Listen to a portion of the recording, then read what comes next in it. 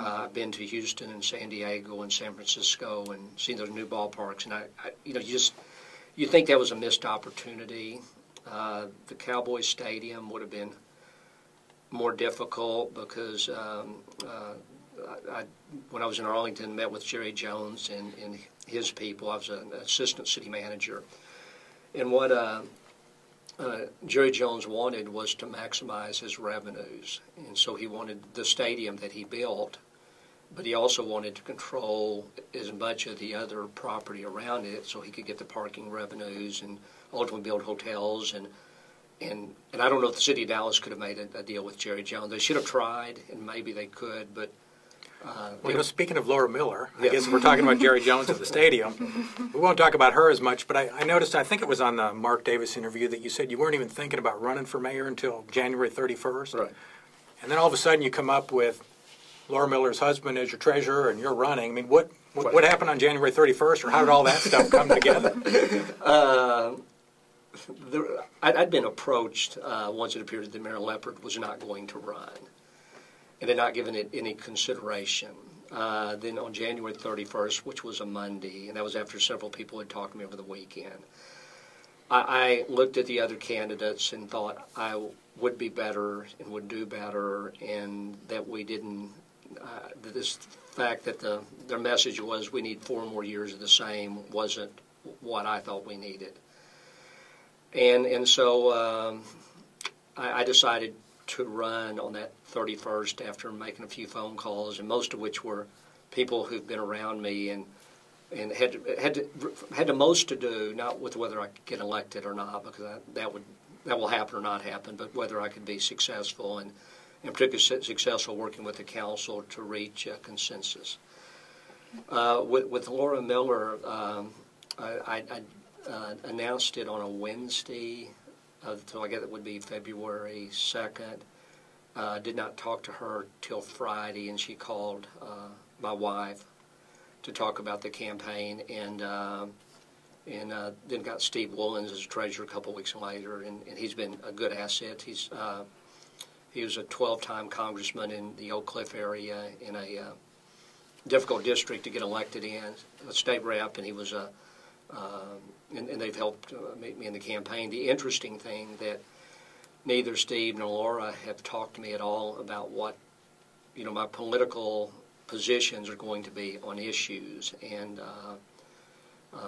that Laura and I are different personalities. We have a different approach, and on some issues, or maybe many issues, we would come to different points. But neither she nor Steve has asked me the question you guys have asked, where I'm at on the toll road. Where are you at? If the Cowboys or the Rangers were looking at another a ballpark site, would I do everything I could or something less than that to bring them here? So they just sort of volunteered to help? Yes.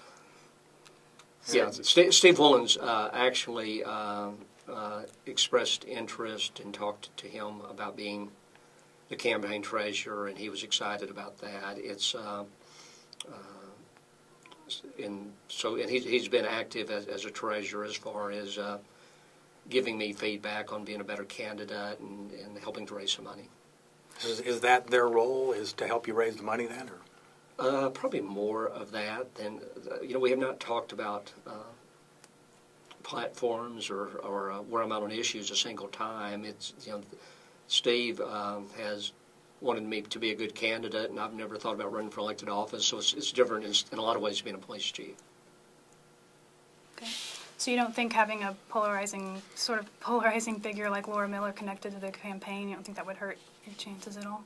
Well, everybody is, the minute you run and take a position on issues, you're going to get people who are opposed. I've got a little frustrated in the one forum we had so far because, the way the candidates are trained, if you ask me a hard question, then what I'm supposed to do is acknowledge the question, say, that's a good question or that's a difficult question. And then my answer is that I was a police chief in Dallas for 6 years and crime went down. It doesn't, if you ask about and that frustrates me because I don't want to do, I think I respect Steve and Laura and what they bring to the campaign, and I believe they're going to help more than hurt. Well, we wanted to ask you about something you were quoted as saying in the Dallas Morning News back in May when you were asked what you won't miss about being the chief of police. And you said, "What I'm not going to miss at all is being a public person. I was a guy who was so shy in high school, in school, that even something as simple as when they called roll and you had to say here, I would get anxious when it got to me. I would have never run for any kind of office in school because I couldn't have imagined making a single announcement on the PA." That was all true. I actually brought my prop now, and I'll use it. Okay. The book Good to Great, which is one of the most popular management books ever, they talk about, based on the research they did, that the most important thing they found with successful companies was leadership. But the leadership didn't look the way that they thought it would.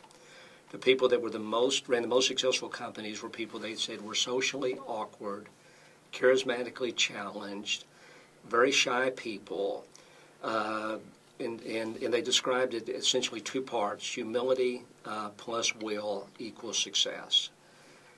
And I believe that I'll be successful as a mayor. I came into 3 difficult police chief's jobs in every place I was, both Grand Prairie, Arlington, and then Dallas. Was viewed as turning around those departments, and I can do the same thing as mayor. It's I'm not I acknowledge that I'm not going to be the best politician on the circuit. I hope to have a message that people believe in, and the fact that what I say I'm going to do, that I'll actually do. Do you really believe that you're charismatically challenged? Of course. It's not just a campaign deal? I've always known that I was socially awkward. But they say in the book, which I think is true, there's subjects that I can talk to you about for hours. If we are engaged in small talk, then I'm probably not going to be very good at that. My hands will be stuffed in my pocket. But if you're talking about public policy issues, I can talk about those for hours and enjoy doing it. Just don't invite you out for a beer, huh? Pretty much. Pretty much.